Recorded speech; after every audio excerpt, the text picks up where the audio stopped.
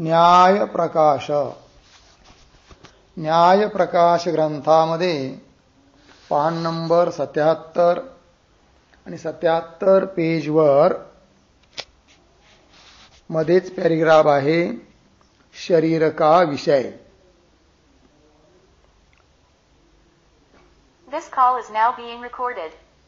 शरीर का विषय तहा जो पदार्थ प्रथम सामान्य रूपते जाना जावे है, तिसी पदार्थ की पश्चात विशेष रूपते जानने की इच्छा होवे है.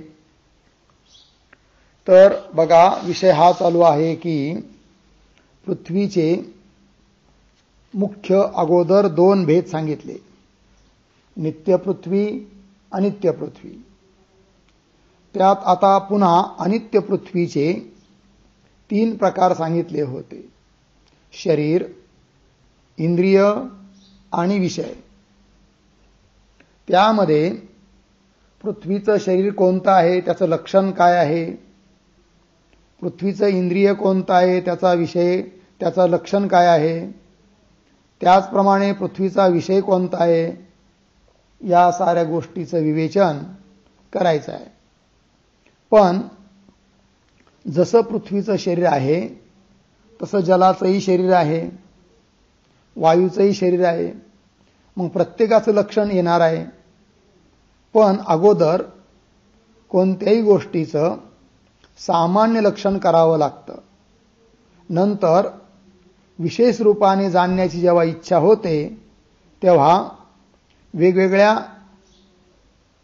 वेगवेगळं जे शरीर आहे, पृथ्वीचं, जलाचं, तेजाचं वगैरे, मग त्यांचं लक्षण केलं जाईल. जसं मागे अगोदर द्रव्याचं सामान्य लक्षण केलं आणि नंतर एका एका द्रव्याचं विशेष विवेचन चालू केलं आहे.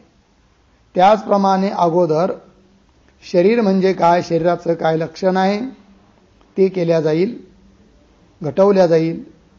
तर बघूया एक एक पंक्तिशः. तहा जो पदार्थ प्रथम सामान्य रूपते जाना जावे, कोणताही पदार्थ अगोदर जेव्हा सामान्य रूपाने जाणला जातो, नंतर तिसी पदार्थ की त्याच पदार्थाची पश्चात म्हणजे नंतर विशेष रूपते जाणणे की इच्छा होवे, विशेष रूपाने जाणण्याची इच्छा होते. याते म्हणून आगे वक्षमान पुढे सांगितल्या जाणारे पार्थिव, जलीय, तेजस, वायवीय रूप शरीर इंद्रिय विषयों के निरूपण करने वास्ते प्रथम 3 सर्व शरीरों का तथा 3 सर्व इंद्रियों का तथा 3 सर्व विषयों का कोई सामान्य लक्षण अवश्य निरूपण कराया चाहिए. पुढे पृथ्वीचं इंद्रिय, पृथ्वीचं शरीर, पृथ्वीचा विषय, त्याचप्रमाणे जलाचं, तेजसाचं, वायूचं शरीर, इंद्रिय, विषय, या साऱ्या गोष्टींचं निरूपण होणार आहे. पण त्या अगोदर शरीर, त्याचं सामान्य लक्षण काय आहे की जे सर्व शरीराच्या ठिकाणी घटित होईल. मग ते पार्थिव शरीर असू द्या, जलीय असू द्या वगैरे. त्याचप्रमाणे इंद्रियाचं सामान्य लक्षण, विषयाचं सामान्य लक्षण हे अगोदर करायचं आहे. पंक्ती पहा. इंद्रिय विषयों के निरूपण करने वास्ते प्रथम अगोदर 3 सर्व शरीरों का तथा 3 सर्व इंद्रियों का तथा 3 सर्व विषयों का कोई सामान्य लक्षण अवश्य करया चाहिए. तहा प्रथम पार्थिव, जलीय, तेजस, वायवीय इन 4 प्रकार के शरीरों का सामान्य लक्षण निरूपण करे है. आता अगोदर शरीराचं सामान्य लक्षण करत आहे. तर लक्षण करतात, अंत्य अवयवित्वे सती चेष्टाश्रय शरीरम, हे शरीराचं लक्षण आहे. त्याला आम्ही शरीर म्हणतो जे अंत्य अवयवी, अवयवी म्हणजे कार्य, अवयवीचं लक्षण पुढे येणारच आहे. तर अंतिम अवयवी असून जे चेष्टेचं आश्रय आहे त्याला शरीर असे म्हणतात. अर्थयः जो द्रव्य अंत्य अवयवी हुआ, चेष्टा का आश्रय होवे है, सो द्रव्य शरीर कहा जावे है. जे द्रव्य अंतिम अवयवी असून चेष्टेचा आश्रय आहे त्यालाच द्रव्य असं म्हणतात. सो द्रव्य शरीर कह्या जावे आहे. जैसे उदाहरण मनुष्य, पशु, पक्षी, कृमी, वृक्ष इत्यादी शरीर अंत्य अवयवी भी है. अंतिम अवयवी म्हणजे त्याच्यापासून आणखीन पुढे कोणता अवयवी उत्पन्न होत नाही. जसं कपालापासून घट अवयवी उत्पन्न होतो, पण घटापासून आणखीन दुसरं कोणतं द्रव्य उत्पन्न होत नाही. म्हणून कपालाला अंत्य अवयवी म्हणता येत नाही, कारण कपालापासून घट उत्पन्न होतो. पण घटापासून दुसरं कोणतंही द्रव्य उत्पन्न होत नाही, म्हणून घट हा अंत्य अवयवी आहे. त्याप्रमाणे हात पाय हे अवयव झाले आणि अवयवापासून अवयवीची उत्पत्ती होते. म्हणून हात पाय इत्यादी जे आहेत त्याच्यापासून शरीररूपी अवयवीची उत्पत्ती होते, पण त्या शरीररूपी अवयवीपासून दुसरं कोणतंही द्रव्य उत्पन्न होत नाही, म्हणून शरीर हे अंत्य अवयवी आहे. आणि त्याचप्रमाणे चेष्टेचा आश्रय. चेष्टा म्हणजे काय? चेष्टा म्हणजे एक प्रकारची क्रिया. तिचं लक्षण स्वतः खाली येऊ राहिलं 2-3 ओळीनंतर. पंक्ती पहा. जैसे मनुष्य, पशु, पक्षी, कृमी म्हणजे किडे, वृक्ष इत्यादि शरीर अंत्य अवयवी भी है तथा चेष्टा का आश्रय भी है. याते 3 मनुष्याधिक देहो विषय. मनुष्याधिक देहाच्या ठिकाणी शरीरपणा युक्त है. अहो म्हणे चेष्टाश्रय असा शब्द आला शरीराच्या लक्षणामध्ये, पण चेष्टा कशाला म्हणतात हेच माहीत नाही, म्हणून चेष्टेचं लक्षण. तहा हिताहित प्राप्ती परिहारार्था क्रिया चेष्टा. हित अहित प्राप्ती परिहार, हिताच्या प्राप्तीसाठी केल्या जाणारी जी क्रिया त्या क्रियेचं नाव आहे चेष्टा. किंवा अहित, अहिताच्या परिहार करण्यासाठी, अहिताला दूर करण्यासाठी जी क्रिया केली जाते तिला म्हणायचं चेष्टा. तर हिताच्या प्राप्तीसाठी, अहिताच्या निवृत्तीसाठी जी क्रिया घडते त्या क्रियेचं नाव आहे चेष्टा. अशी क्रिया प्रत्येकाच्या शरीरात घडत असते. प्रत्येक शरीर अनुकूल वस्तूच्या, हितकारक वस्तूच्या प्राप्तीसाठी प्रयत्न करतो आणि अहित वस्तूच्या परिहारासाठी क्रिया करतो. मग त्या क्रियेचं नाव आहे चेष्टा. आणि ती चेष्टारूपी क्रिया ज्याच्या आश्रयाने राहते ते शरीर. म्हणून शरीराचं लक्षण बनलं अंत्य अवयवित्वे सती चेष्टाश्रय शरीरम. आता हे जे मध्येच चेष्टेचं लक्षण केलं त्याचा अर्थ निरूपण करत आहेत ग्रंथकार. अर्थयः हित की प्राप्ती वास्ते म्हणजे हिताच्या प्राप्तीकरिता, तथा अहित की निवृत्ती वास्ते अहिताची निवृत्ती करण्यासाठी जा क्रियाविशेष है, जी क्रियाविशेष आहे ता क्रियाविशेष का नाम चेष्टा है. त्या विशेष क्रियेचंच नाव आहे चेष्टा. इस प्रकार की चेष्टा 3 मनुष्याधिक शरीरो विषय प्रसिद्ध है. मनुष्याधिकाच्या शरीरामध्ये अशा प्रकारची चेष्टा ही प्रसिद्धच आहे, प्रसिद्धही आहे. आता पुढे शरीर के लक्षण पर विचार. आत्ता मागच्या पानावर जे शरीराचं लक्षण केलं अंत्यावयवित्वे सती चेष्टाश्रय शरीरम, त्या लक्षणावर आता विचार करतायत. अर्थात त्या लक्षणाची परीक्षा, अर्थात प्रत्येक पदाचं काय प्रयोजन आहे ही गोष्ट सांगण्यासाठी प्रयत्न करतात ग्रंथकार. शरीर के लक्षण पर विचार. तहा चेष्टाश्रय शरीरम, इतना मात्र ही जो ता शरीर का लक्षण करते ता लक्षण विषय अंत्यावयवित्वे सती पद नाही कथन करते तो. मग काय झालं असतं बघा. म्हणजे काय, चेष्टाश्रय शरीरम एवढंच लक्षण केलं समजा शरीराचं. शरीराच्या लक्षणामधून अंत्यावयवित्वे सती हे पद काढून टाकलं तर काय होईल बरं, तेच सांगतायत. य पद नाही कथन करते तो हस्तपादाधिक अवयव विषय ता लक्षण की अतिव्याप्ती होती. हात पाय वगैरे जे शरीराचे अवयव आहे त्याच्यावर लक्षणाची अतिव्याप्ती झाली असती. कारण जसं शरीर चेष्टेचा आश्रय आहे तसं हात पाय हे अवयव सुद्धा चेष्टेचे आश्रय आहे. लक्षण करत आहोत शरीराचं, पण लक्षण जाईल अवयवावर, म्हणजे लक्षणाचे अतिव्याप्ती होईल. कशी होईल अतिव्याप्ती याचं स्पष्टीकरण ग्रंथकार करत आहे.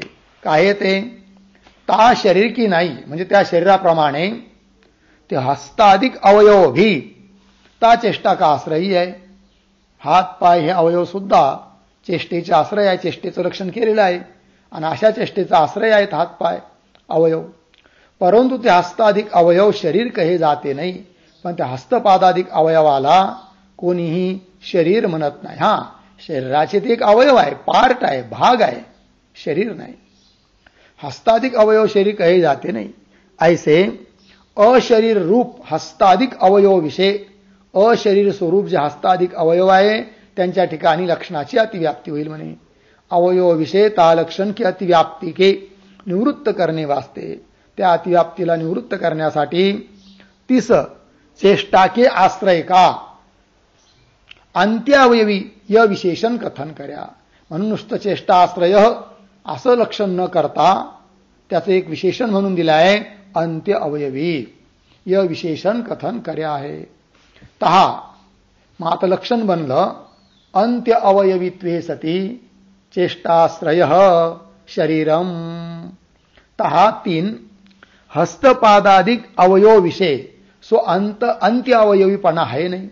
हस्तपादाधिक जरी त्यांच्या अवयवाच्या दृष्टीने अवयवी असले, हातपादाचे सुद्धा अवयव असणार ना, त्यांच्या अवयवाच्या दृष्टीने जरी हात पाय वगैरे अवयवी असले तरी पण अंत्य अवयवी नाही आहे.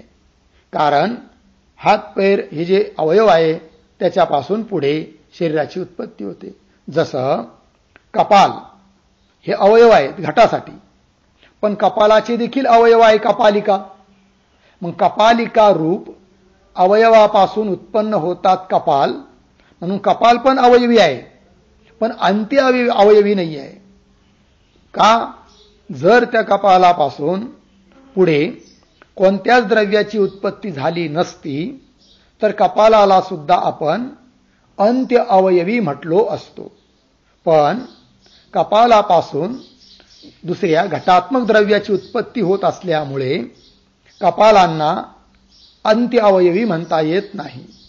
तेच या ठिकाणी सांगतात की तहा तीन हस्तपादाधिक अवयव विषय सो अंत अवयवीपणा आहे नाही याते. म्हणून तीन हस्ताधिको विषय ता लक्षण की अतिव्याप्ती होवे नाही. मग अंत्य अवयवित्वे सती हे पद दिल्यामुळे हस्तपादाधिकांच्या ठिकाणी शरीराच्या लक्षणाची अतिव्याप्ती होत नाही.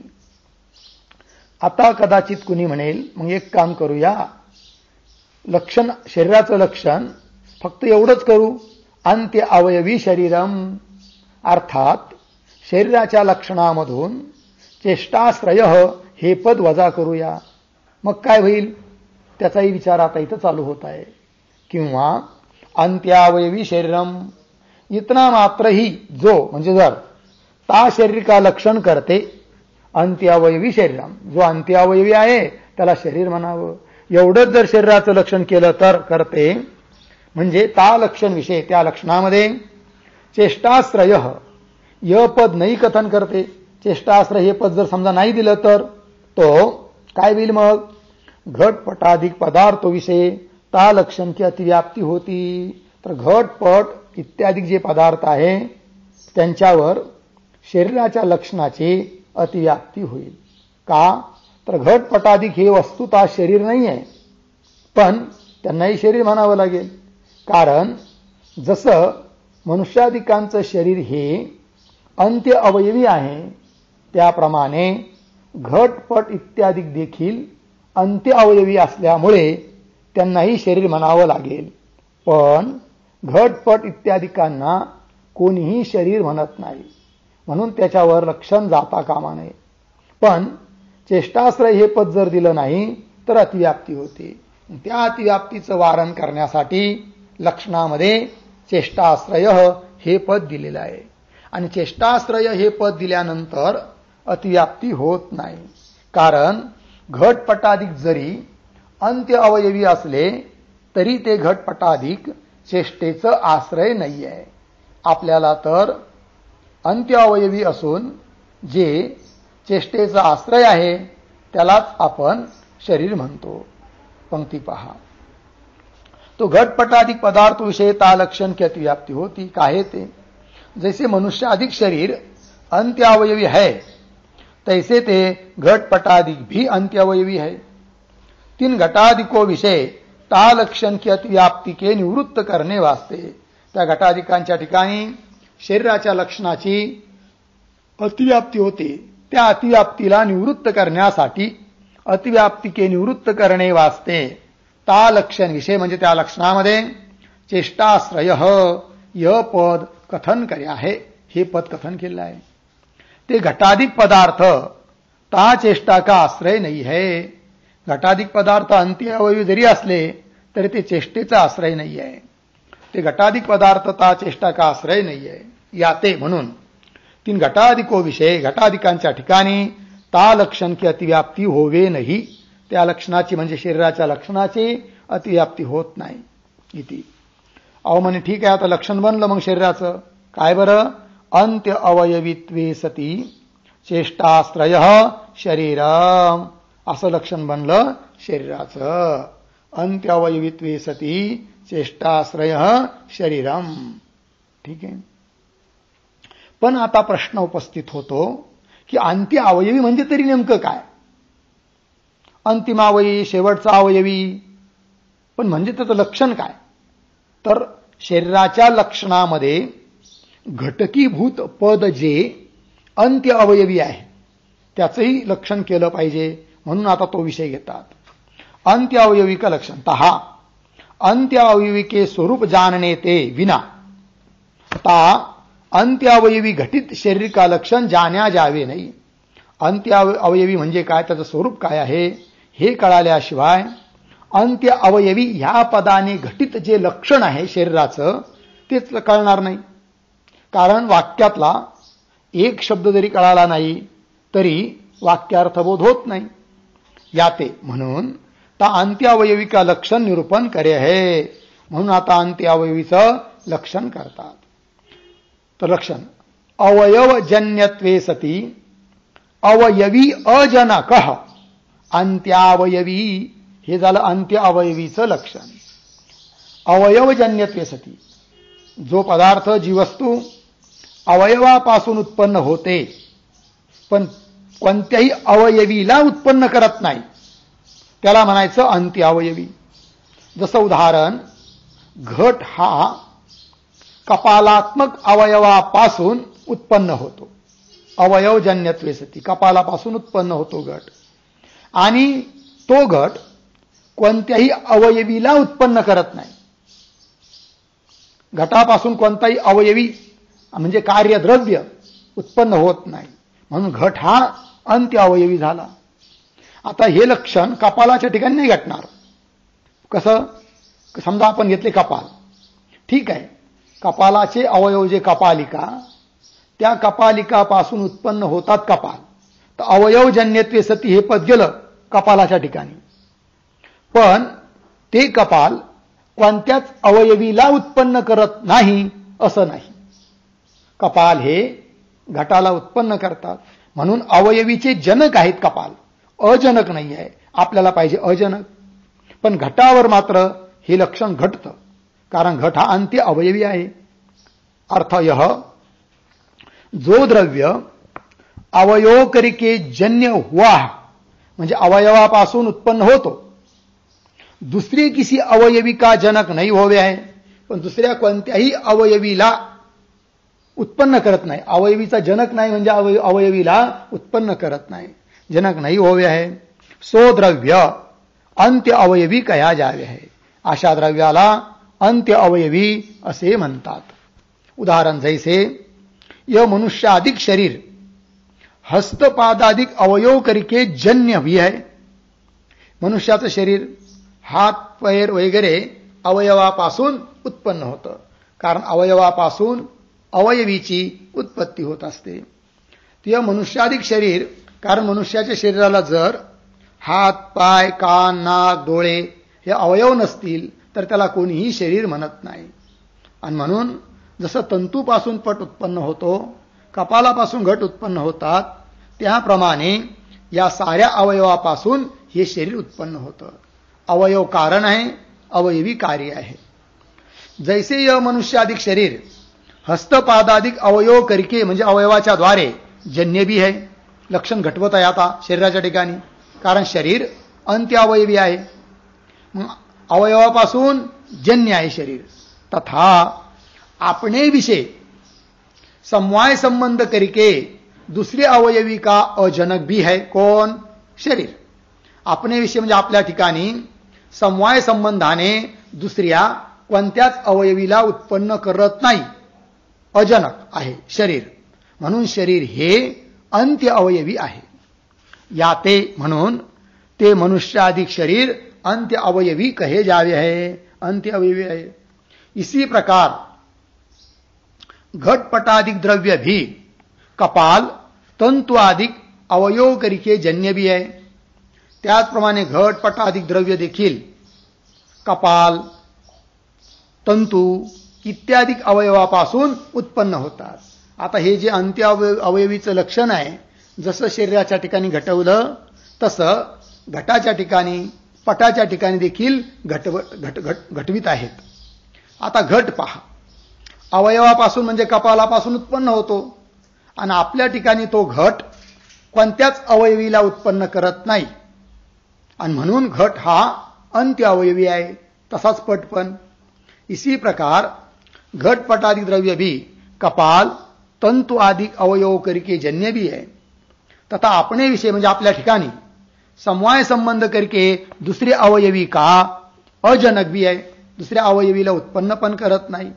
याते म्हणून ते घटपटादि द्रव्य भी अंत्य अवयवी कहे जावे आहे. म्हणून घटपटादि द्रव्य देखील अंत्य अवयवी आहे असं म्हटलं जातं. तहा अवयवी.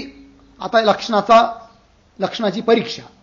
हे जे लक्षण केलं आहे, अवयवजन्यत्वे सती अवयवी अजनकः अंत्य अवयवी, या लक्षणाची परीक्षा अर्थात प्रत्येक पदाचं प्रयोजन सांगतात ग्रंथकार.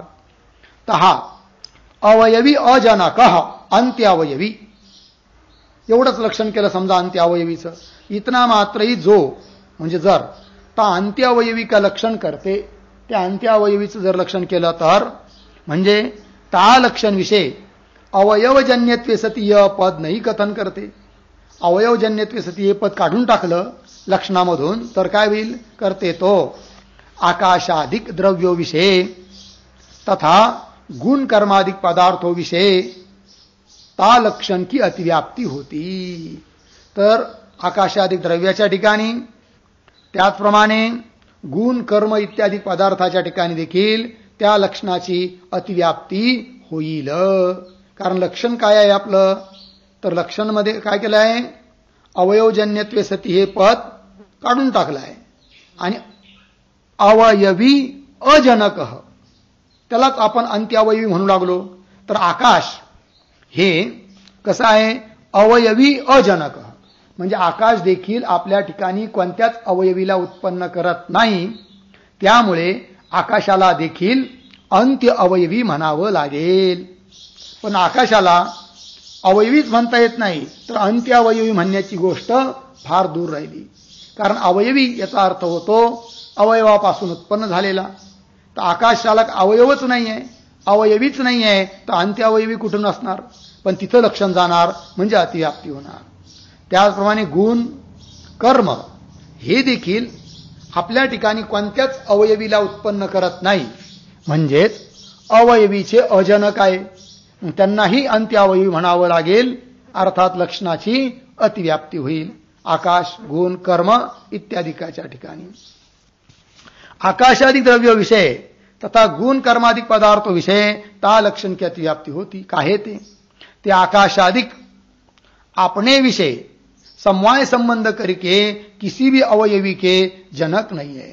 ते आकाशाधिक आपल्या ठिकाणी समवाय संबंधाने कोणत्याच अवयवीला उत्पन्न करत नाही, म्हणजेच अवयवीचे अजनक आहे, जनक नाही आहे.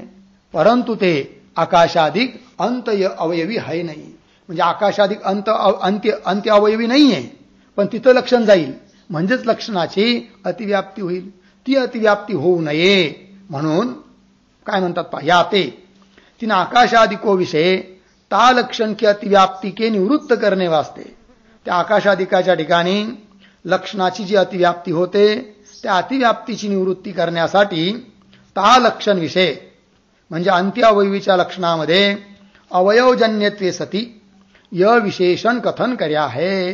हे विशेषण कथन केलं आहे. तहा ते आकाशादिक द्रव्य तथा गुण कर्मादिक पदार्थ अवयवी के अजनक हुए भी. ठीक आहे, अवयवीचे जनक नाही आहे, कोणत्याच ती अवयवीला उत्पन्न करत नाही.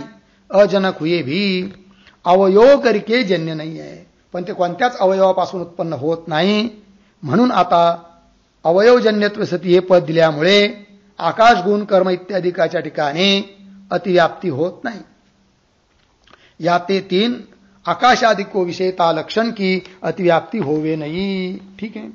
किंवा आता मग असं करू म्हणे, अंत्यावयवीचं लक्षण एवढंच करू, अवयवजन्य अंत्यावयवी एवढंच लक्षण करू. अर्थात लक्षणामध्ये जे पुढचं पद आहे अवयवी अजनक ते पद काढून टाकू. मग काय होईल तोही विचार सांगतात.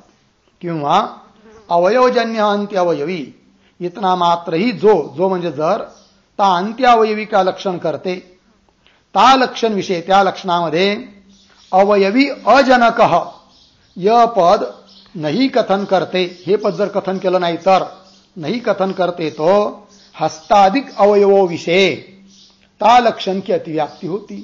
हात वगैरे जे अवयव आहे तिथं त्या लक्षणाची काय होईल, अतिव्याप्ती होईल. कैसी बरं काहे ते हस्ताधिक अवयव भी अपने अपने अवयव करके जन्य आहे. जसं कपाल हे त्याच्या कपालाच्या अवयवापासून उत्पन्न होतात, कपालिकापासून उत्पन्न होतात, तसं हात पाय वगैरे जे आपले शरीराचे अवयव आहे ते देखील त्यांचेही जे सूक्ष्म अवयव त्याच्यापासून उत्पन्न होतात. म्हणून अवयवजन्य जसं शरीर आहे तसं अवयवजन्य हस्तपादादिक आहे. हस्तपादादिकांना सुद्धा अंत्य अवयवी म्हणावं लागेल, जे की वस्तुतः अंत्य अवयवी नाहीये. म्हणजेच लक्षणाची अतिव्याप्ती होते. काहे ते हस्ताधिक अवयव भी अपने अपने अवयव करके जन्य ही है, परंतु ते हस्ताधिक अवयव अंत्य अवयवी कहे जाते नाही. त्यांना अंत्य अवयवी म्हटलं जात नाही. तीन हस्ताधिक अवयव विषय त्या हस्ताधिक अवयवांच्या ठिकाणी ता लक्षण की अतिव्याप्ती के निवृत्त करणे वास्ते त्या अंत्य अवयवीच्या लक्षणाची जी अतिव्याप्ती होऊ राहिली हात पाय यांच्या ठिकाणी त्या अतिव्याप्तीला निवृत्त करण्यासाठी ता लक्षण विषय त्या लक्षणामध्ये अवयवी अजनक य पद कथन कर्या है. हे पद आता जोडलेलं आहे. आता हात पाय यांच्यावर अतिव्याप्ती होणार नाही, कारण हात पाय जरी त्यांच्या अवयवापासून उत्पन्न झालेले असले अवयवजन्यत्व सती आहे, पण हात पाय वगैरे अवयवीचे अजनक नाहीये, अपितु शरीर रूप अवयवीचे जनक आहे. म्हणून अवयवी अजनक हे पद दिल्यामुळे हात पाय याच्यावर आता अंत्य अवयवीच्या लक्षणाची अतिव्याप्ती होत नाही. अवयवी अजनक य पद कथन कर्या आहे. तातीन हस्ताधिक अवयव विषय अवयवाच्या ठिकाणी अवयवी का अजनकपणा नाहीये, किंतु शरीराधिक अवयवी का जनकपणा आहे. शरीराधिक अवयवीला उत्पन्नच करणारे आहेत ते हस्तपादाधिक. याते तीन हस्ताधिक अवयव विषय ता लक्षण की अतिव्याप्ती होवे नाही. म्हणून हात पाय इत्यादी जे अवयव आहे त्या अवयवाच्या ठिकाणी लक्षणाची म्हणजे अंत्यावयवीच्या लक्षणाची अतिव्याप्ती होवे नाही, होत नाही. किंवा आता आणखीन परिष्कार करतात. किंवा अवयवजन्यत्वे सती अजनक अंत्यावयवी इतना मात्र ही जोता अंत्यावयवी का लक्षण करते. अंत्यावयवीचं लक्षण काय करायचं म्हणजे आता अवयवजन्यत्वे सती जो पदार्थ अवयवापासून उत्पन्न होतो आणि अजनक आहे म्हणजे कुणाला उत्पन्न करत नाही त्याला म्हणायचं अंत्यावयवी. अर्थात लक्षणामधून अवयवी हे पद काढलं. पहिलं काय होतं अवयवजन्यत्वे सती अवयवी अजनक असं होतं. आता अवयवी पद काढून टाकलं, नुसतं अजनक हेच पद लिहिलं तर काय होईल सांगतायत.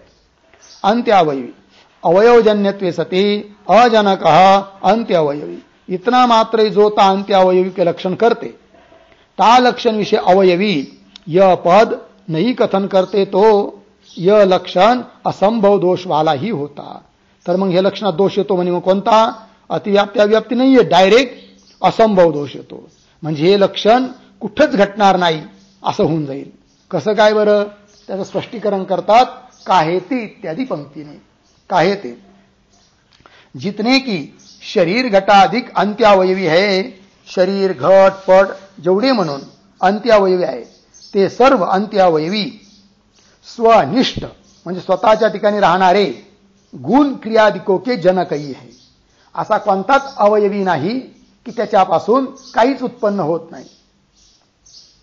प्रत्येक अवयवीपासून काही न काही गुण क्रिया वगैरे उत्पन्न होतात. आणि आपण लक्षणात तर लिहिलं आहे अवयवजन्यत्वे सती अजनक. अजनक म्हणजे कुणालाच उत्पन्न करत नाही. तर कुणालाच उत्पन्न करत नाही असा एकही पदार्थ सापडणार नाही. अर्थात लक्षण हे कुठंच घटणार नाही म्हणजेच लक्षणामध्ये असंभव दोष येईल. काय ते जितने की शरीर घटाधिक अंत्यावयवी है ते सर्व अंत्यावयवी स्वनिष्ठ स्वतःच्या ठिकाणी राहणारे गुण क्रियादिको के जनकही आहे. जसं घट हा घटाच्या ठिकाणी राहणाऱ्या गुणाचा जनक आहे, गुणाला उत्पन्न करणारा आहे. घट हा घटाच्या ठिकाणी असणाऱ्या क्रियेला उत्पन्न करणारा आहे, जनक आहे. स्वनिष्ठ गुण क्रियादिको के जनकही है. कोई भी अंत्यावयवी अजनक नहीं है. जे उत्पन्न विनष्ट घटाधिक है ते यद्यपि स्वनिष्ठ गुण क्रिया के जनक होवे नाही. काही घट असे आहेत की उत्पन्न विनष्ट, पहिल्या क्षणात उत्पन्न झाला लगेच दुसऱ्या क्षणात स्थिर आणि नष्ट किंवा दुसऱ्या क्षणात नष्ट असा जो घट आहे त्याच्या ठिकाणी मात्र गुणक्रिया उत्पन्न झाल्या नाहीत. गुणक्रियाधिकाचा तो घट अजनक आहे. तरी पण तसल्या घटापासून सुद्धा काहीच उत्पन्न होत नाही असं नाही. अर्थात तो अजनक आहे असं नाही, तर त्याच्यापासून सुद्धा त्याचा ध्वंस तरी उत्पन्न होतो ना. कारण घटाच्या ध्वंसासाठी घट कारण आहे. प्रत्येक प्रतियोगी स्वतःच्या ध्वंसासाठी कारण असतोच. जे उत्पन्न विनष्ट घटाधिक है ते यद्यपि स्वनिष्ठ गुण क्रिया के जनक होवे नाही, तथापि तरी पण ते घटाधिक भी स्वध्वंसादिको के स्वघट स्वध्वंस घटाचा ध्वंस त्याच्यासाठी घट कारण आहे. स्वध्वंसादिको के जनक ही होवे आहे. ता असंभव दोष के निवृत्त करणे वास्ते. म्हणून लक्षणामध्ये जो असंभव नावाचा दोष आला तो निवृत्त करण्यासाठी ता लक्षण विषय म्हणजे त्या लक्षणामध्ये अवयवी यह पद कथन कर्या आहे. अवयवी हे पद कथन केलेलं आहे. म्हणून आणि अवयवी हे पद जर दिलं तर लक्षण बनतं अवयवजन्यत्वे सती अवयवी अजनक अंत्य अवयवी. ठीक आहे. अवयवी य पद कथन कर्या आहे. तहा ते घटाधिक अंत्यावयवी स्वनिष्ठ गुण कर्मादिको के जनक हुए भी. आता मात्र असंभव दोष येत नाही. कारण घटाधिक जरी आपल्या ठिकाणी राहणाऱ्या गुण क्रियेला उत्पन्न करत असले तरी पण ते गुण क्रियाचे जनक आहे, अवयवीचे जनक नाही आहे. आपल्याला पाहिजे अवयवीचा अजनक. मग लक्षण काय आहे? अवयवजन्यत्वे सती अवयवी अजनक. गुण क्रिया हे अवयवी नाही आहे. का बरं? त्याचे स्पष्टीकरण होत आहे थोड्या वेळात. ताते घटाधिक अंत्यावयवी स्वनिष्ठ गुण कर्मादिकों के जनक हुए भी किसी अवयवी के जनक होवे नहीं. याते ता अंत्यावयवी के लक्षण विषय. अंत्यावयवीच्या लक्षणामध्ये लक्ष मात्र अवृत्तित्व रूप असंभव दोष प्राप्त होवे नाही. म्हणून असंभव दोष प्राप्त होत नाही. असंभव दोषाचं स्वरूप काय? लक्ष मात्र अवृत्तित्व. कोणत्याच लक्षाच्या ठिकाणी लक्ष न जाणं त्याला म्हणतात असंभव. आता तसला काही दोष येत नाही ही गोष्ट स्पष्ट करून दाखवली. लक्ष मात्र अवृत्तित्व रूप असंभव दोष प्राप्त होवे नाही इति. आता प्रश्न येतो म्हणे का हो तुम्ही शरीराचं लक्षण केलं, शरीराच्या लक्षणामध्ये अंत्यावयवी हे पद आलं होतं, कारण शरीराचं लक्षण केलं होतं अंत्य अवयवीत्वे सती चेष्टा आश्रय शरीरम. त्या शरीराच्या लक्षणामध्ये अंत्य अवयवी हे पद आलं आणि म्हणून तुम्ही अंत्य अवयवी याचं लक्षण केलं. काय लक्षण झालं? अवयवजन्यत्वे सती अवयवी अजनक अंत्य अवयवी. पण त्या अंत्य अवयवी याच्या लक्षणामध्ये घटकीभूत पद ज आहे अवयवी आणि अवयव. तेव्हा अवयव कशाला म्हणतात, अवयवी कशाला म्हणतात हे अगोदर सांगितलं पाहिजे. मग आता अवयव आणि अवयवीचं स्वरूप सांगायचं. कारण अवयव अवयवीचं स्वरूप कळालं म्हणजेच अंत्य अवयवीचं लक्षण कळेल आणि अंत्य अवयवीचं लक्षण कळालं म्हणजेच शरीराचं लक्षण स्पष्ट होईल, असा याचा अर्थ आहे. अवयव अवयवी का स्वरूप? तहा अवयव अवयवी इन दोनों पदार्थों करके घटित जो पूर्वोक्त म्हणजे वर सांगितलेलं अंत्य अवयवी का लक्षण है, ता लक्षण का ज्ञान तभी होवे. त्याचं लक्ष, त्या लक्षणाचं ज्ञान स्पष्ट रूपाने बोध तेव्हाच होईल. तभी होवे जभी प्रथम अवयव अवयवी इन दोनों का ज्ञान होवे. कारण वाक्यातला एक शब्द जरी कळाला नाही तरी वाक्यबोध होत नसतो. म्हणून अवयव म्हणजे काय, अवयवी म्हणजे काय, ह्या दोघांचंही ज्ञान करून देणं आवश्यक आहे. तीन दोनों के ज्ञान ते विना ता अंत्य अवयवी का ज्ञान संभवे नाही. त्या दोन्ही अवयवा दोनों का ज्ञान म्हणजे अवयव म्हणजे काय, अवयवी म्हणजे काय यांचं ज्ञान झाल्याशिवाय अंत्य अवयवीचं ज्ञान होऊ शकत नाही. या कारण ते ता अवयव का तथा अवयवी का स्वरूप वर्णन करे. म्हणून अवयवाचं स्वरूप काय आणि अवयवीचं स्वरूप काय याचं वर्णन करतात ग्रंथकार. तहा द्रव्य समवायी कारणम अवयव हे अवयवाचं लक्षण आहे. जो पदार्थ द्रव्यासाठी समवायी कारण असतो त्याला म्हणतात अवयव. द्रव्यासाठी जसं घटासाठी आहे नाही, द्रव्य समवायी कारणम, द्रव्याचं जे समवायी कारण त्याला अवयव म्हणायचं. जसं द्रव्य घेतला घट, त्याचं समवायी कारण आहे कपाल, म्हणून कपाल हे अवयव आहे. द्रव्य घेतलं पट, त्याचं समवायी कारण आहे तंतू, म्हणून तंतू हे अवयव आहे. द्रव्याच्या समवायी कारणाला अवयव म्हणतात. त्याच्यामुळे घटाच्या ठिकाणी जे गुण आहे त्या गुणासाठी जरी समवायी कारण घट असला पण त्या गुणासाठी घट हा अवयव नाही आहे. कारण अवयवाचं लक्षण करतानाच लक्षण केलं द्रव्य समवायी कारणम अवयव.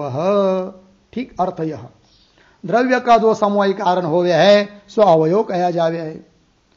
जैसे उदाहरण तंतु पटरूप द्रव्य के समवायी कारण आहे. पटात्मक द्रव्याचे समवायी कारण आहे तंतु, म्हणून तंतु हे अवयव आहे आणि पट हा अवयवी आहे.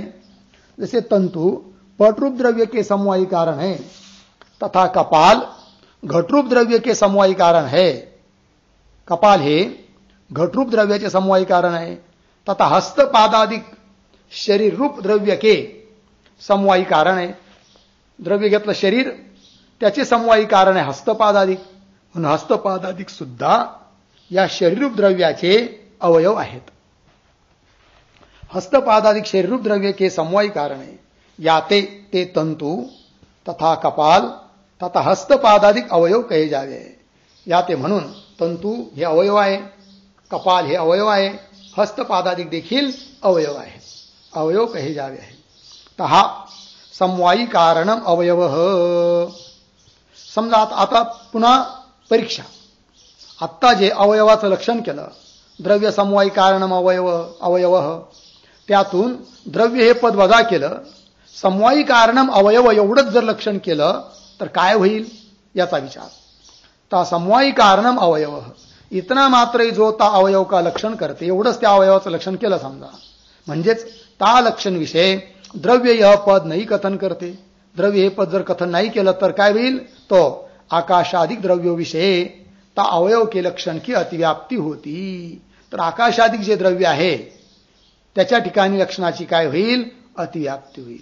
कशी काय अतिव्याप्ती होईल हो, काय ते आकाशाधिक द्रव्य भी शब्दाधिक गुणों के समवायी कारण ही आहे. कारण आपण लक्षण काय केलं, फक्त समवायी कारणम अवयव. तर शब्द गुणासाठी समवायी कारण आकाश आहे, मग आकाशाला देखील अवयव म्हणावं लागेल. पण आकाश हे न तर अवयव आहे न अवयवी आहे. त्या आकाशाधिक द्रव्य भी शब्दाधिक गुणों के समवायी कारण ही है, परंतु तीन आकाशादि को विषय म्हणजे आकाशादिकाच्या ठिकाणी अवयव रूपता अंगीकार नाही आहे. त्याला कोणीच अवयव म्हणत नाही किंवा अवयव त्याला मानलेलं नाही आहे. कारण तो कोणत्याही द्रव्य अवयवापासून उत्पन्न झालेला नाही आहे आणि कोणत्या द्रव्याला अवयवीला उत्पन्न करत नाही आकाश, म्हणून आकाश अवयव नाही आहे. आकाशादिको विषय अवयव रूपता अंगीकार नहीं है. तीन आकाशादिको विषय ता अवयव के लक्षण की अतिव्याप्ति के निवृत्त करने वास्ते ता लक्षण विषय द्रव्य पद कथन कर्या आहे. द्रव्य पद त्या लक्षणामध्ये दिलेलं आहे आणि द्रव्य पद दिल्यामुळे लक्षण बनतं द्रव्य समवायी कारणम अवयव. आकाश जरी शब्द गुणासाठी समवायी कारण असलं तरी आकाश हे कोणत्याच द्रव्यासाठी समवायी कारण नाही. म्हणून आता अवयवाच्या लक्षणाची अतिव्याप्ती आकाशावर होत नाही. तहा तीन आकाशादिको विषय किसी द्रव्य की, आकाशादिको विषय म्हणजे आकाशादिकाच्या ठिकाणी किसी द्रव्य की समवायी कारणता आहे, कोणत्याच द्रव्याची समवायी कारणता नाही आहे. अर्थात कोणत्याच द्रव्यासाठी समवायी कारण आकाश होत नाही. याते म्हणून तीन आकाशादिक द्रव्य विषय, आकाशादिक द्रव्याच्या ठिकाणी ता अवयव के लक्षण की अतिव्याप्ती होवे नाही. अवयवाच्या लक्षणाची अतिव्याप्ती आकाशिक द्रव्याच्या ठिकाणी होत नाही. किंवा आता आणखीन त्याचा विचार करतात. किंवा द्रव्य कारणम अवयव इतना मात्र जो ता अवयव का लक्षण करते ता लक्षण विषय समवाय्य पद नाही कथन करते. तो समजा आता जे अवयवाचं लक्षण आहे त्याचं एवढंच लक्षण केलं, द्रव्य कारणम अवयव, जे द्रव्याचं कारण आहे त्याला अवयव म्हणायचं. अर्थात समवायी हे पद काढून टाकलं, मग काय होईल बरं? समवायी पद नाही कथन करते तो तंतु अधिक अवयवों का संयोग भी पटाधिक द्रव्यों का असमवायी कारण आहे की नाही. तर द्रव्य झालं पट, त्याच्यासाठी असमवायी कारण आहे तंतूंचा संयोग. मग आता द्रव्य झालं पट, त्या द्रव्यासाठी कारण अवयवाचा संयोग पण आहे. मग त्या अवयवाचा संयोग जो की असमवायी कारण आहे त्यालाही अवयव म्हणावं लागेल, अतिव्याप्ती होईल. तंतुआदिक अवयव का संयोग भी पटाधिक द्रव्यों का असमवायी कारण होवे. तथा काल, त्याचप्रमाणे आणखीन साधारण कारण, काल सर्व कार्यासाठी साधारण कारण आहेत ना काही, काल, दिशा, ईश्वर, प्रागभाव इत्यादि भी तीन पटाधिक द्रव्यों के निमित्त कारण है. कोणी निमित्त कारण आहे, कोणी असमवायी कारण आहे. तीन सर्व कारणों विषय, त्या सर्व कारणांच्या ठिकाणी ता अवयव के लक्षण की अतिव्याप्ती होवेगी. त्या अवयवाच्या लक्षणाची काय होईल? अतिव्याप्ती होईल. कारण द्रव्यासाठी ते कारण आहेत. ता अतिव्याप्ती दोष के निवृत्त करणे वास्ते. पण घटासाठी अवयव काल दिशा वगैरे आहे असं कोणीही मानत नाही. पटासाठी काल दिशाधिक अवयव आहे असं कोणी म्हणत नाही. पटासाठी अवयव तंतूंचा संयोग आहे असं कोणी म्हणत नाही, कारण ते अवयव नाहीच आहे. पण त्यांच्या ठिकाणी जर अवयवाचं लक्षण जात असेल तर ती अतिव्याप्ती होईल. ती अतिव्याप्ती होऊ नये म्हणून लक्षणामध्ये समवायी हे पद दिलं आहे. मग लक्षण काय होईल? द्रव्य समवायी कारणम अवयव. द्रव्याच्या समवायी कारणाला आम्ही अवयव म्हणतो. नुसते द्रव्याचे जे कारण ते अवयव अशी परिभाषा आमची नाही. तीन सर्व कारणों विषय ता अवयव के लक्षण की अतिव्याप्ति होगी. ता अतिव्याप्ति दोष के निवृत्त करने वास्ते ता लक्षण विषय समवायी यह पद कथन कर्या है. ता तीन अवयव संयोगाधिक कारणों विषय, अवयवाचा संयोग, तंतूंचा संयोग वगैरे कारणों विषय ता द्रव्य की समवायी कारणता है नहीं. कारण तंतूंचा संयोग तो असमवायी कारण आहे, समवायी कारण नाही आहे. आकाशाधिक निमित्त कारण आहे की नाही. काल, दिशा, ईश्वर वगैरे हे निमित्त कारण आहे, समवायी कारण नाही आहे. या ते तीन कारणों विषय ता अवयव के लक्षण की अतिव्याप्ती होवे नाही. म्हणून आता त्या कारणाच्या ठिकाणी काल, दिशा इत्यादिकाच्या ठिकाणी, अवयवाच्या संयोगाच्या ठिकाणी अवयवाच्या लक्षणाची अतिव्याप्ती होत नाही. तहा जन्य द्रव्यम अवयवी. आता अवयवाचं लक्षण झालं, अवयवीचं लक्षण करतात. अवयवी म्हणजे काय? जन्य द्रव्यम अवयवी. जे द्रव्य उत्पन्न होतं त्याला अवयवी असं म्हणतात. ठीक आहे. अर्थ यह जन्य ऐसा जो द्रव्य है सो अवयवी कहा जावे आहे. उत्पन्न होणारं जे काही द्रव्य असेल त्याला अवयवी म्हणतात. कपालिकापासून कपाल उत्पन्न झाले, कपाल सुद्धा अवयवी आहे, अंत्य अवयवी नाही आहे. आणि त्या कपालापासून घट उत्पन्न होतो, घट देखील अवयवी आहे आणि घट हा अंत्य अवयवी आहे. ठीक.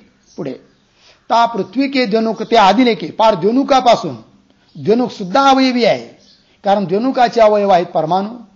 परमाणू अवयवापासून द्वनुक रूप अवयवी उत्पन्न होतो, द्वनुकापासून त्रसरेणू उत्पन्न होतो, मग त्रसरेणू झाला अवयवी, द्वनुक झाले अवयव.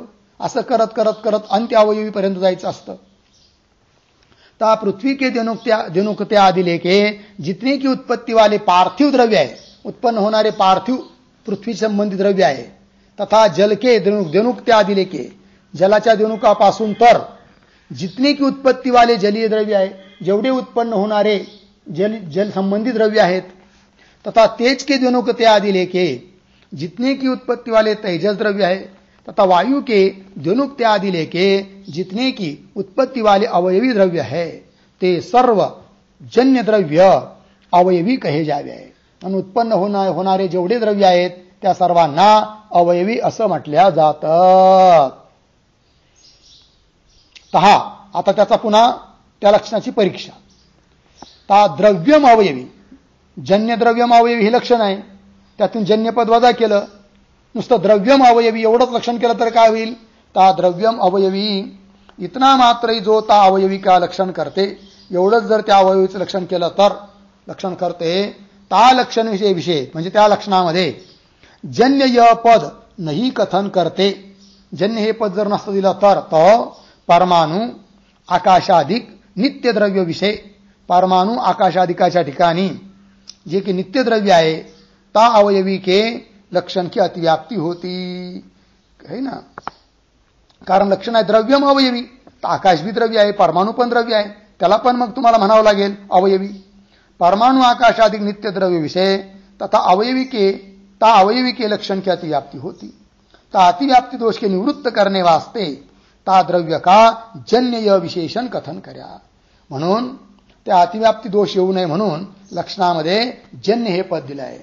मग लक्षण म्हणलं जन्य द्रव्यम अवयवी. मग आता आकाशाधिकावर परमाणु इत्यादिकावर अतिव्याप्ति होणार नाही, कारण आकाश परमाणु वगैरे द्रव्य आहे पण जन्य द्रव्य नाही आहे. जन्य हे विशेषण कथन करे आहे. किंवा मग आता असं करू म्हणे जन्यम अवयवी एवढंच लक्षण करूया, द्रव्य हे पद काढून टाकू, मग काय होईल तर पहा जन्यम अवयवी इतना मात्र जो ता अवयवी का लक्षण करते, ता लक्षण विषय द्रव्यम य पद नाही कथन करते. तो द्रव्य हे पद जर नाही दिलं तर तो उत्पत्ति वाले गुण कर्मादिको विषय ता अवयवी के लक्षण की अतिव्याप्ति होती. कारण जन्यम अवयवी जे उत्पन्न होतं त्याला अवयवी म्हणायचं, तर गुण उत्पन्न होतात, कर्म उत्पन्न होतं त्यालाही अवयवी म्हणावं लागेल, म्हणजेच लक्षणाची अतिव्याप्ति होईल. ता अवयवी के लक्षण की अतिव्याप्ति होती. ता अतिव्याप्ति के निवृत्त करणे वास्ते, त्या अतिव्याप्ति दोषाला निवृत्त करण्यासाठी द्रव्यम य पद कथन करे आहे, द्रव्य हे पद कथन केलं आहे. म्हणून लक्षण बनलं जन्यम द्रव्यम अवयवी. ठीक आहे ना, जन्य द्रव्यम अवयवी असं. तहा तीन गुण कर्मादिको विषय सो द्रव्यपणा आहे नाही. गुण कर्मादिक उत्पन्न होतात, जन्य आहे पण ते द्रव्य नाही आहे म्हणून अतिव्याप्ति होत नाही. ता तीन गुण कर्मादिको विषय सो द्रव्यपणा आहे ना, याते तीन गुण कर्मादिको विषय ता अवयवी के लक्षण की अतिव्याप्ति होवे नाही. म्हणून गुण कर्म इत्यादिकाच्या ठिकाणी त्या अवयवीच्या लक्षणाची आता अतिव्याप्ति होत नाही, होवे नाही इति. अशा रीतीने शरीराचं लक्षण केलं. शरीराच्या लक्षणामध्ये घटकीभूत अंत्य अवयवी हे पद आलं म्हणून अंत्य अवयवीचं लक्षण केलं, आणि अंत्य अवयवीच्या लक्षणामध्ये घटकीभूत अवयव आणि अवयवी हे पद आले म्हणून त्यांचंही लक्षण केलं. एकंदरीत शरीराचं लक्षण सुसंपन्न झालं आहे की नाही. आता शरीराचं लक्षण काय बनलं, एकंदरीत शरीराचं लक्षण बनलं अंत्य अवयवित्वे सती चेष्टाश्रय शरीरम, हे झालं शरीराचं लक्षण. आता त्या शरीराचे भेद. ठीक है, तो शरीर के योनिज अयोनिज भेद इस प्रकार के उक्त लक्षण करके लक्षित सो शरीर, वर जे शरीराचं लक्षण केलं आहे त्या लक्षणाचं लक्षित लक्षभूत असं जे शरीर आहे त्याचे मुख्य दोन प्रकार कोण कोण हो? योनिज शरीर, अयोनिज शरीर। इस वेद करके दो प्रकार होवे। आता योनिज शरीर कशाला म्हणायचं आणि अयोनिज शरीर कशाला म्हणायचं त्याचाही विचार देतात। तर हा शुक्र शोणितयो हो परस्पर मेलन जन्यम शरीरम योनिजम, ही योनिज शरीराचं लक्षण आहे। शुक्र म्हणजे पुरुषाचं वीर्य, शोणित स्त्रीचं वीर्य, यांच्या मेलनापासून उत्पन्न होणारं जे शरीर त्या शरीराला म्हणतात योनिज शरीर। आता पहा अर्थ यह, पुरुष का वीर्य रूप जो शुक्र है तथा स्त्री का वीर्य रूप जो शोणित है, तिस शुक्र शोणित दोनों के परस्पर मेलन करके जन्य म्हणजे उत्पन्न होणार जो शरीर है सो शरीर योनिज कहा जावे है। त्या शरीराला योनिज शरीर असे म्हणतात। मग म्हणजे अयोनिज शरीराचं काय लक्षण तर योनिज भिन्नम शरीरम अयोनिजम, योनिज शरीरावरून भिन्न जे शरीर आहे त्याचं नाव आहे अयोनिज शरीर। अर्थ यह, तिस योनिज शरीर ते भिन्न जो शरीर है सो अयोनिज कहा जावे है इति। तहा आता दोन शरीराचे मुख्य दोन भेद झाले योनिज अयोनिज। तहा सो योनिज शरीर भी जरायुज अंडज इस भेद करके दो प्रकार का होवे है। त्या योनिज शरीराचे देखील दोन प्रकार जरायुज आणि अंडज इस भेद करके दो प्रकार का होवे है। जरायुज ता माता के उदर विषय, मातीच्या पोटामध्ये बालक को आवरण करण्याहारा जो चर्म विशेष आहे ताका नाम जरायु है। आईच्या पोटात जे बालक, त्या बालकाला वेष्टन म्हणून जे चर्म असतं त्याचं नाव आहे जरायु। त्याच्यापासून जे शरीर उत्पन्न होतं त्याला म्हणायचं जरायुज। त्या जरायु ते जो शरीर उत्पन्न होवे है सो शरीर जरायुज कहा जावे है। उदाहरण जैसे मनुष्य, गऊ, मनुष्याचं शरीर, गाईचं शरीर, घोड्याचं शरीर, म्हैस, भैंस, श्वान, कुत्ता इत्यादी शरीर जरायुज कहे जावे है। ठीक। आता अंडज,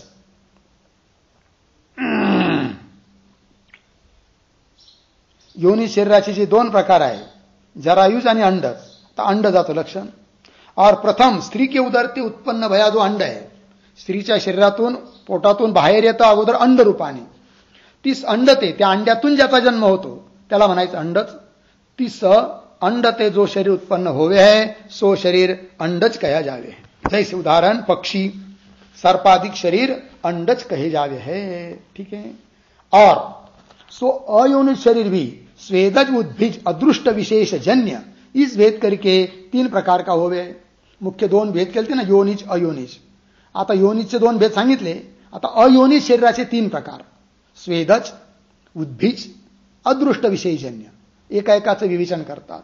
इस भेद करके तीन प्रकार का होवे। स्वेदज तहा जे शरीर जलादिरूप स्वेदते, जलादिरूप स्वेद घाम वगैरे त्याच्यापासून उत्पन्न होतात, स्वेदते उत्पन्न होवे है ते शरीर स्वेदज कहे जावे है। जैसे कृमी आहे की नाही, किडे, दंश, मच्छर वगैरे, युक म्हणजे डोक्यातल्या उवा वगैरे इत्यादि शरीर स्वेदज कहे जावे है। तीन कृमि आदि शरीरों की उत्पत्ति केवल अधर्म सकृत परमाणुओती होवे है। त्या कृमी वगैरे जे शरीर आहे ना त्यांची उत्पत्ती अधर्म, त्यांनी केलेलं पाप त्याच्या सहित सकृत परमाणुओती होवे है कि नहीं, अर्थात अयोनिज है। आता उद्बीज और जे शरीर पृथ्वी को भेदन करके आपने आपने बीज ते उत्पन्न होवे है ते शरीर उद्बीज कहे जावे है। बी वगैरे आपण पेरतो ते उगून येतं, तर पृथ्वीचं भेदन करून त्या बीजापासून ते अंकुर उत्पन्न होतात म्हणून ते सारे उद्बीज आहे। जैसे वृक्ष, लता म्हणजे वेली, वनस्पती इत्यादि शरीर उद्बीज शरीर कहे जावे है। आता अदृष्ट विशेषजन्य ते काय हो, और जे शरीर केवल पुण्य पाप रूप अदृष्ट विशेष करके ही जन्य होवे आहे। पुण्य पापात्मक अदृष्टापासूनच जे शरीर केवळ उत्पन्न होतात ते शरीर अदृष्ट विशेषजन्य कहे जावे है। त्या शरीरांना अदृष्ट विशेषजन्य असं म्हटलं जातं। उदाहरण जैसे स्वर्ग विशेष स्थित देवता शरीर, स्वर्गामध्ये स्थित जे देवता लोकांचं शरीर आहे, तथा नरक विषय नरकामध्ये स्थित नारकी शरीर, नरकामध्ये वास करणारं शरीर, अदृष्ट विशेषजन्य कहे जावे, केवळ पाप पुण्याच्या बळाने ते उत्पन्न झालेले आहेत. ता पुण्य विशेष सहकृत परमाणू होते. पुण्य विशेष आहे सहाय्यक ज्यांच्यासाठी, अशा परमाणूपासून तीन देवता शरीरों की उत्पत्ती होवे आहे, म्हणून ते अदृष्ट विशेषजन्य झालं. और पाप विशेष सहकृत परमाणू होते, परमाणूपासून ती नारकी शरीरों की, नरकात राहणाऱ्या शरीरांची उत्पत्ती होवे आहे, म्हणून ते शरीर सुद्धा अदृष्ट विशेषजन्य शरीर आहे. आता देव शरीराच्या बाबतीत थोडी शंका करतोय पूर्वपक्षी. देव शरीर शंका, देवता शरीर अयोनिजी होवे है, इस अर्थ विषय कौन प्रमाण है? देवता शरीर योनीज नाही आहे, अयोनिज आहे, याविषयी प्रमाण काय, असा प्रश्न. उत्तर समाधान, देवता शरीरों के अयोनिजपणे विषय साक्षात वेद की श्रुती ही प्रमाण आहे. वेदाची श्रुती प्रमाण देतात. आणि काय श्रुती आहे वो? ता श्रुती ब्रह्मणो मानसा मन्वादय पुत्राः, ब्रह्मण मन्वादय मानसा पुत्रा, ब्रह्माचे मनु वगैरे हे मानस पुत्र आहेत, अर्थात अयोनिज आहे. अर्थय मनु अधिक ब्रह्मा के मानस पुत्र आहे, अर्थात अदृष्ट विशेष के वस्ते, म्हणजे अदृष्ट विशेषाच्या बळाने ते मनु अधिक ब्रह्मा के केवळ संकल्प मात्र ते उत्पन्न होते. ब्रह्मदेवाच्या संकल्पानेच त्यांच्या अदृष्टाला घेऊन ते उत्पन्न झाले आहेत, अर्थात अयोनिज आहेत. मनुष्याधिक शरीरों की नाही, शुक्र शोणित के मेलनादिको ते मनु आदिको के शरीर उत्पन्न होवे नाही. मनुष्याच्या शरीराप्रमाणे शुक्र शोणिताच्या मेलनापासून मनु वगैरे त्यांचे शरीर उत्पन्न झालेले नाही. यह श्रुती तीन देवताओं के शरीर को अयोनिज ही कह है, देवतादिकांच्या शरीराला अयोनिज असं सांगते. यावर पुन्हा शंका करतो पूर्वपक्षी. शंका, योनिम विना न शरीरम, हे पण कुठलं तरी प्रमाण आहे. काय म्हणतो तो? की योनीशिवाय शरीर नाही. अर्थय शुक्र शोणित का मेलनरूप योनि ते विना शरीर की उत्पत्ति नहीं होवे. यह श्रुति सर्व शरीरों को योनिज कहती हुई ता अयोनिज शरीर का निषेध ही करे है. ही शंका झाली पूर्वपक्षाची. तो म्हणतो की ही श्रुती सर्व शरीरांना योनिज म्हणून सांगते आहे, म्हणजेच अयोनिज शरीराचा निषेध करते आहे. मग तुम्ही कसं काय म्हणता देवतादिकांचे शरीर अयोनिज आहे, असा प्रश्न. याते ता श्रुति ते विरुद्ध हुई, सा पूर्वोक्त श्रुति ता अयोनि शरीर को कैसे सिद्ध करेगी. म्हणून आत्ता जी योनिम विना न शरीरम या शरीराच्या विरुद्ध असणारी वर सांगितलेली श्रुती देवतादिकांच्या शरीरांना अयोनि शरीर कसं काय सिद्ध करू शकेल, अशी शंका झाली. उत्तर, योनिम विना न शरीरम, इस श्रुति विषय स्थित जो योनि शब्द है, सो योनि शब्द शुक्र शोणित के मेलनरूप योनि का वाचक नहीं है. समाधान देतात, अरे म्हणे बाबा देवतादिकांचे शरीर नारकी शरीर अयोनिजच आहे. मग ह्या ओळीचा काय अर्थ लावायचा, योनिम विना न शरीरम. तर सिद्धांती सांगतात योनि शब्दाचा अर्थ शुक्र शोणित के मेलनरूप योनि का अर्थ नाही, योनि असा अर्थ नाही आहे, योनि का वाचक नहीं है. किंतु सो योनि शब्द कारण का वाचक आहे. योनि शब्द अर्थ आहे कारण. अर्थ काय झाला, योनिम विना न शरीरम म्हणजे कारणाशिवाय शरीर नाही. हे बरोबर आहे की. मग देवतादिकांचं शरीर सुद्धा अदृष्ट रूप निमित्ताने उत्पन्न झालेलं आहे, कारणापासून उत्पन्न झालंच नाही. त्यामुळे दोन्ही श्रुतीमध्ये विरोध येत नाही, असं उत्तर. किंतु सो योनि शब्द कारण का वाचक है, अर्थात कारण ते बिना किसी भी शरीर की उत्पत्ति होती नहीं, यह अर्थ ती श्रुति का सिद्ध हो गए. और ते देवतादिकों के शरीर भी अदृष्टाधिक कारणों करके जन्य है, अदृष्टाधिक कारणापासून उत्पन्न झालेले आहे, कारणाशिवाय उत्पन्न झालेच नाही आहे. म्हणून दोन्ही श्रुतीमध्ये विरोध येत नाही.